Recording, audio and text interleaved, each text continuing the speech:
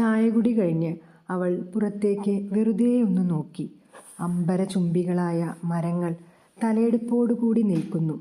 വർഷങ്ങൾ എത്ര കഴിഞ്ഞു, അവയ്ക്ക് വലിയ മാറ്റങ്ങളൊന്നുമില്ല.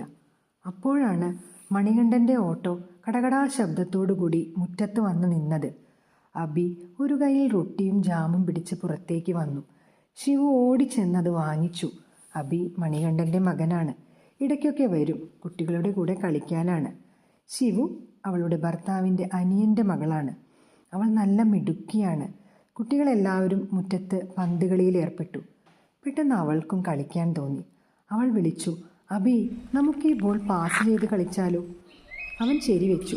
കുറച്ചു നേരം കുട്ടികളുടെ കൂടെ പന്ത് പാസ് ചെയ്ത് കളിച്ചു. ഒരു രസവും തോന്നിയില്ല. പെട്ടെന്നാണ് അവൾക്ക് പണ്ടത്തെ കക്കുകളി ഓർമ്മ വന്നത്. അന്നൊക്കെ എന്ത് രസമായിരുന്നു, ഒരു ഹരമായിരുന്നു. ചായ കുടി കഴിഞ്ഞാൽ മുറ്റത്തേക്കിറങ്ങി കൂട്ടുകാരും ഒന്നിച്ച് ഒരു കളിയുണ്ട്. അന്നതൊക്കെ നന്നായി ആസ്വദിച്ചിരുന്നു. പറഞ്ഞറിയിക്കാൻ പറ്റാത്ത ഒരു സന്തോഷം അതിൽ നിന്നെല്ലാം കിട്ടിയിരുന്നു. അതുപോലെ തന്നെ സ്കൂളിലും കളിക്കാൻ കിട്ടുന്ന ഒരവസരവും പാഴാക്കില്ലായിരുന്നു. കുട്ടിക്കാലത്ത് കളിക്കാൻ പറ്റുക, അതിനുള്ളൊരു രസം വേറൊന്നിനും തന്നെയില്ല.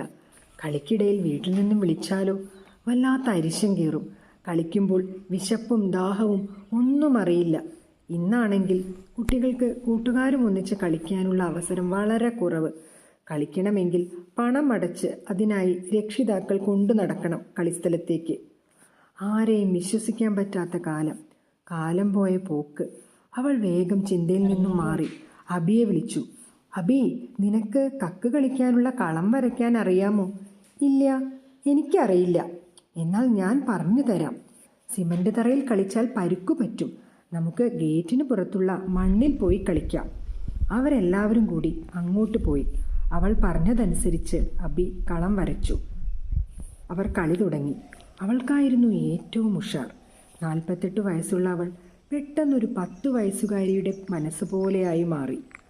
അവൾ കക്ക് കളത്തിലേക്കിട്ട് ചാടി ചവിട്ടി പുറത്തേക്ക് തെറിപ്പിച്ചു. പണ്ടത്തെ പോലെ ചാടാനൊന്നും ആവുന്നില്ല. എന്നാലും അവളുടെ മനസ്സ് ആഹ്ലാദം കൊണ്ട് ഒരു കൊച്ചു കുട്ടിയുടേതുപോലെയായി. അടുത്ത ദിവസം അവളും സ്കൂളിൽ നിന്ന് വരുമ്പോൾ കുട്ടികളെല്ലാവരും കൂടി അവിടെ കക്കു കളിക്കുകയായിരുന്നു. അവളുടെ ഉള്ളിൽ ഒരു കുളിർക്കാറ്റ് വീശി.